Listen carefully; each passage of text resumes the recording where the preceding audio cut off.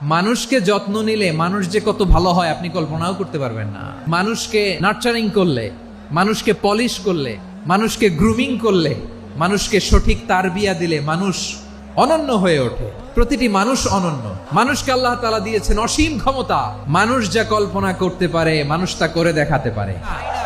মানুষের কাছে অসাধ্য কিছু নাই মৃত্যু ছাড়া, অ্যাকসেপ্ট ডেথ। তোমার জন্ম হয়েছে জিতার জন্য, বিজয়ের জন্য তোমার জন্ম। মানুষের শুরুটাই হয় বিজয় দিয়ে। ওই 20 কোটি শুক্রাণুর প্রতিযোগিতায় সবাইরে পেছনে ফেলে সেদিন আমি সফল হয়েছিলাম, সেদিন আমি বিজয়ী হয়েছিলাম। সেদিন আমি এত ছোট ছিলাম মাইক্রোস্কোপ দিয়েও আমার অস্তিত্ব টের পাওয়া যায় না। ওই কম্পিটিশনে যখন আমারে কেউ হারাতে পারে নাই, আল্লাহর জমিনেও আমারে কেউ হারাতে পারে না। হারার জন্য তোমার জন্মই হয় নাই, তুমি আসছোই জিতার জন্য। একটা কথা জীবনের সাথে সেট করে নিতে হবে, আমি জিতি নয় শিখি, আমি কখনো হারি না। মা বাবা যারা এসেছেন আপনার ছেলে মেয়ের যত্ন নেন। আপনার ছেলের মধ্যে যে কি পটেনশিয়াল আপনি জানেন না।